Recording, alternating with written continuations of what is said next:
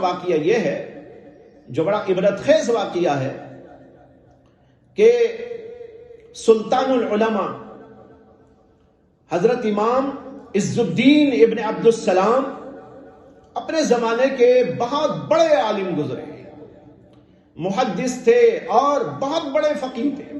ان کی بہت بڑی بڑی کتابیں ہیں، عظیم الشان کتابیں ہیں، بڑے بڑے علماء ان کا حوالہ دیتے ہیں۔ یہ سلطان العلماء امام عز الدین ابن عبد السلام بغداد میں بڑی مسجد کے اندر حکومت کی طرف سے بہت بڑے عہدے پر فائز تھے اور وہاں کے خطیب تھے۔ ان کے زمانے میں جو بادشاہ تھا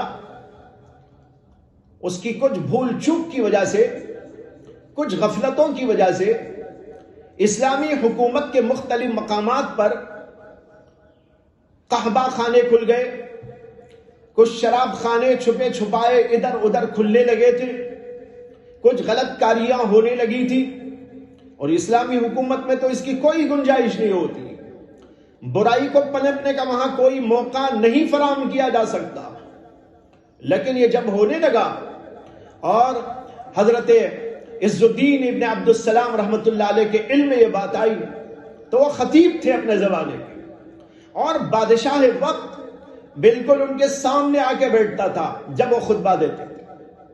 یہ ممبر پر کھڑے ہوئے خطبہ دینے لگے، اور خطبہ دیتے دیتے امر بالمعروف و نہی عن المنکر کو بیان کرنے لگے، اور پھر اسی میں انہوں نے مختلف قسم کی جو برائیاں ہوتی ہیں اس پر نکیر کی، اور ساتھ ہی ساتھ بادشاہ کو جو سامنے ہی بیٹھا ہوا تھا اس کو خطاب کرتے ہوئے کہا کہ اے بادشاہ، آپ کی ذمہ داری ہے کہ آپ اس برائی کو جو آپ کے ملک کے اندر داخل ہو چکی ہے اس کو ختم کریں۔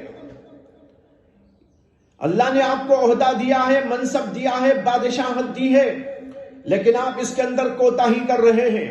یہ آپ کی غفلت باس پرس کے قابل ہے، یہ آپ کی غفلت برداشت کرنے کے قابل نہیں ہے۔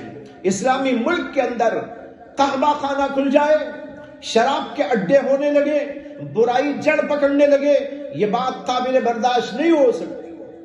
انہوں نے بڑے جو ہے زور کے ساتھ، بڑی قوت کے ساتھ، بڑی توانائی کے ساتھ اور پوری ہمت اور بصیرت کے ساتھ بادشاہ سے وہی خطاب کر دیا۔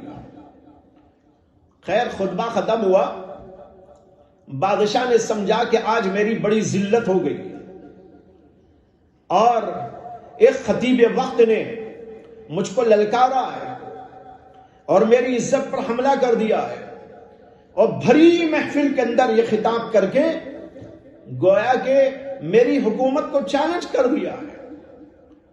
بادشاہ نے یہ سوچا، اس کے بعد ان کو لکھ کر بھیج دیا بادشاہ نے کہ اگلے جمعہ سے مسجد میں خطابت آپ کی نہیں ہوگی، آپ کو معزول کیا جاتا ہے۔ ان کے پاس وہ بات پہنچی، انہوں نے کہا ٹھیک ہے۔ اس کے بعد انہوں نے اپنا پورا ساز و سامان باندھ لیا، بیوی بچوں کو تیار کر لیا، کچھ اونٹوں گھوڑوں پر اپنا ساز و سامان لاد لیا، اور پھر وہاں شہر کو چھوڑ کر چلنا شروع کیا۔ لوگ پوچھنے لگے کہ حضرت کہاں جا رہے ہیں؟ بیوی کو، بچوں کو، ساز و سامان کو لے کر اونٹوں پہ لاد کے کہاں جا رہے ہیں؟ انہوں نے کہا اس ملک میں رہنا مجھے پسند نہیں، جس ملک کے اندر عیاشی کے اڈے ہوں، جس ملک کے اندر شراب خانے کھل جائے اور وہاں کا بادشاہ اس بات کو تسلیم نہ کرتا ہو اور اس کے اوپر نکیر کرنے پر وہ اپنی بے عزتی سمجھتا ہو اور مجھ کو یہاں سے وہ معزول کرتا ہو، ایسے ملک کے اندر میں رہ نہیں سکتا، اس لیے میں یہاں سے جا رہا ہوں۔ بس ان کا یہ کہنا تھا، آگ کی طرح یہ بات پورے شہر کے اندر پھیل گئی، بچے بچے عورتوں کے درمیان سب جگہ پھیلی۔ نتیجہ یہ ہوا کہ پورے کا پورا بغداد کا شہر حضرت امام عز الدین ابن عبد السلام کے پیچھے چلا جا رہا تھا۔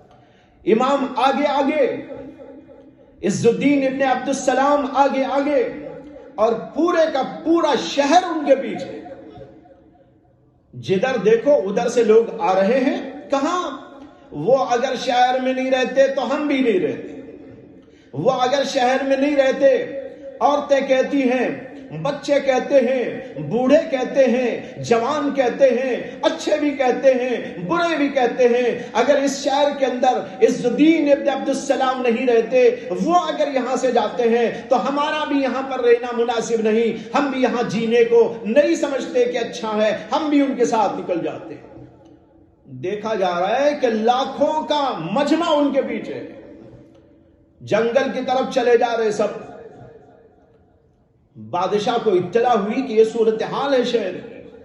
اس نے کہا اوفو، میرے سے بہت بڑی غلطی ہو گئی. عز الدین ابن عبد السلام کو معزول کیا تو گویا کہ میں نے اپنے سارے لوگوں سے اپنے آپ کو علیحدہ کر لیا. اب یہاں سب چلے جائیں گے تو میری حکومت کیا باقی رہے گی. کہتے ہیں کہ اس کے بعد بادشاہ وقت نے فوری طور پر ایکشن لیا اور اپنے لاؤ لشکر کے ساتھ، اپنے خاص لوگوں کے ساتھ وہاں سے نکل کر اپنے محل سے عز الدین ابن عبد السلام کی خدمت میں بادب پہنچا اور ان کے پیر چھوا اور کہنے لگا کہ اللہ کے لیے مجھے معاف کر دو اور پھر آ جاؤ اپنے شہر میں. اگر آپ گئے تو گویا کہ میری حکومت ہی چلی جائے گی. بھائیو، یہ عجیب و غریب واقعہ تاریخ کے صفحات کے اندر ثبت ہے. لوگوں نے اس کو بڑی آن بان کے ساتھ میں لکھا ہے. میں نے انتہائی اختصار کے ساتھ اس کو بیان کیا.